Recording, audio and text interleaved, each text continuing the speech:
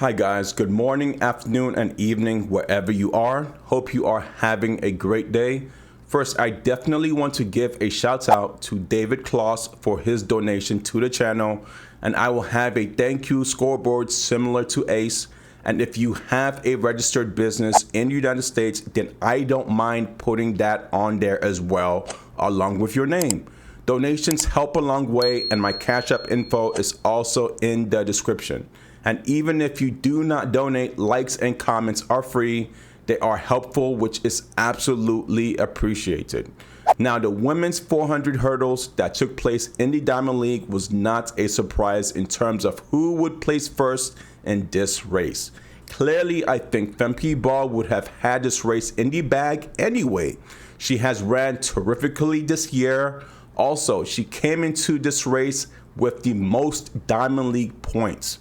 And all I have to say is that I am finally glad this track season is wrapping up, as there has been so much competition during the last few weeks around these games. And I will let you guys know that I do not intend to go anywhere. There are still lots of track and field athletes that I have not talked about yet, such as the men. So in this off season, I hope to look back and cover a lot of the men track and field athletes. But on YouTube, quite honestly, your numbers are not that great compared to women's track and field. So that is a pill that I have to swallow on the financial side. And I cannot explain why women's track and field was so popular this year, but data shows you had the Abby Steiner phenomenon that at least brought some American interest back into the sport. And data, it's hard to fudge that up. You also had the Jamaican women that have done better than your men in terms of medals and wins. So all this and many more helped create this atmosphere of success for women. So good job, ladies. Now back to the women's hurdles. Obviously, everyone expected Femke to win. She has been undefeated in all her races this year, except when she runs against Sydney McLaughlin. And with Femke just being 22 years old, yes, still pretty young, she has so much potential that is absolutely crazy. She works hard in practice, she does not make excuses, she even runs in races that are not even her own best, which is the individual 400 meters, and she still comes out the best at the end of the day.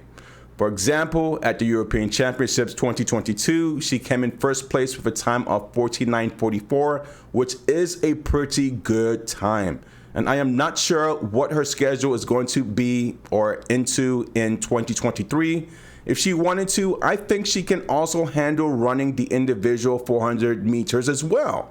And there are also rumors of Shericka Jackson also wanting to step up her game as well by running the 400 meters next year. Now, I want to know what you guys think about that. Shericka Jackson is only 28 years old. She is definitely a more mature athlete in this business and sport. I think she could, but I also think that she is already doing a lot when you include the relays of the 100 and 200, and then you have those individual events as well. But she says she has enough rest in between those events. So, hey, if you're able to take on the 400 meters, Shericka Jackson, well, you go, girl. But I will have to see. And I am not saying that she cannot again. All I am saying is that there is a lot already on Shericka Jackson's plate at the moment. Now, going back to this 400 meter hurdles, the biggest upset to me was the second place finisher, which was Gianna Woodruff. Most people did not expect her to win, as she has either come in between third and fourth place in her races this year at the Diamond and in other competitions. If you guys do not know who she is, the short story is that she grew up in the United States, but she also has ties to Panama. She also went to the University of Washington and ran for your track team. She did exceptionally well. She was born in Santa Monica, California. She has dual citizenship with the United States and Panama, so there you go. Her sister, Yasmin Woodruff, is also a sprinter, but I think Yasmin is an older sister and sprinter, but I could not find any relevant track data on her except in her younger years. And family members in track and field all come with different outcomes. I have noticed in particular that sometimes the younger siblings end up doing much better than the older ones because they have that foundation already set and the resources has been explored for them to take advantage of and even become much more better than your older siblings. In this race, Woodruff ran excellently. Her time was a 53.72, which is her second fastest time in the hurdles this year. Her best time was in the World Athletics Championships Oregon 2022, where she came in second place with a time of 53.69. However, she placed 7th in the final with a time of 54.75. What a bummer. She is a few years older than Dalilah Muhammad with a lot of races on those legs, but I feel that she has a few more years left in track and field. This time was not an improvement overall, but it was her top 2 best times of this year. Her average time is 54.83. That will definitely place someone in the top 5 at these events. But to stay really competitive and remain top 3, her competition, Genevieve Russell, is of the same age, and Genevieve has much better averages, so the competition between Woodruff and the other ladies will be furious in the next few years. And I think right now Femke Bol is at least untouchable, as I am not sure if Sydney will be coming anytime soon as she is focused on adjusting to married life. With that said, I am not going to put Woodruff in the same camp as Femke Bol yet because I would like to see her run more races. But as of this time, Woodruff is definitely well respected to be among and compared to the likes of Genevieve Russell and Dalilah Muhammad in my personal opinion. And it then brings me to Dalilah Muhammad, our favorite for the United States. Muhammad, in my view, has had a much shakier season, but I'll give her a break as she came in top 3 in the championships this year. And as a matter of fact, she has been running a lot more than Sydney this year, so much appreciation goes to her. But I think she and all these athletes need a lot of rest. There was so much hype this year going into the championships that even I thought the attention was overwhelming, even for me as a YouTuber that spends most of his time on the computer.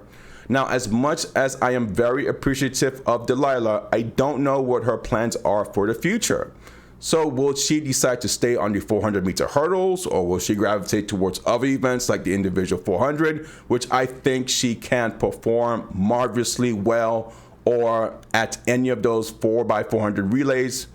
Well, guys, guess what? I am not sure at this point, but whatever she does regardless, she has had a very successful track career up to this date. Other runners that were in this race included Victoria Tarachuk and Anna Rivolkova of the Ukraine. These ladies ran around a 55 flat, and I am pretty sure that Afternoon's Delight has covered them already before, as their names sound very familiar. So make sure you check him out as he has some dope content over there.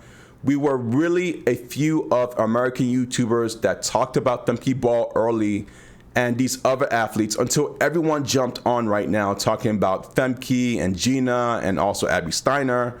Now, for these two ladies of Ukraine, they are definitely doing well in the European circuit. And one commenter of mine said that I was all cap. Yes, the big cap, CAP, which means that I'm giving too much credit to these European runners. And my response back to him was to grow up. There are levels to this in track and field. Some continents and countries obviously have better and stronger runners than others, but at the same time, I think it would be dumb and ridiculous of me to compare someone like Shelly Ann Fraser-Price to TT Tanisha Terry. These runners are at completely 2 different levels. And if I did that, there would not be much to talk about. The conversation would be too short and not very interesting. So I am, for the most part, I like to discuss athletes at the same level because it makes the conversation interesting and engaging. Also, they have a community of people that are interested in hearing them from your countries, or if you're in the United States, from different states. For example, Jenna Prandini, she has a big audience in the San Diego, California, and that part of the United States. So I got to give her a shout out, and so does Ace, when it comes to comparing her to runners that are at the same athletic levels. All right, so I just want to put that out there, especially when I hear comments like that. It just doesn't make any sense. Why would I compare Shericka Jackson to some of the other runners who are not of those levels? It makes absolutely no sense. That's not to say that these other runners are slow. They are all great, because hey, to qualify or to really stand out in the professional Olympic circuit, especially in the United States, is high demand.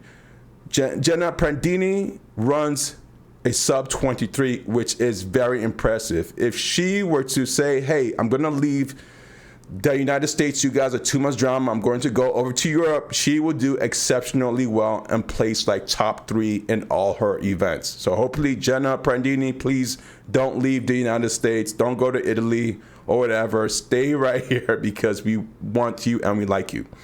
And last but not least, I will have to give a shout out to Ayomide Florojunso of Italy. She came in last place with a time of 55.86. She's only 25 years old, but she has done really well in the European circuit and competing with other athletes as high caliber in the Diamond League will only help her confidence in these races and many more to come.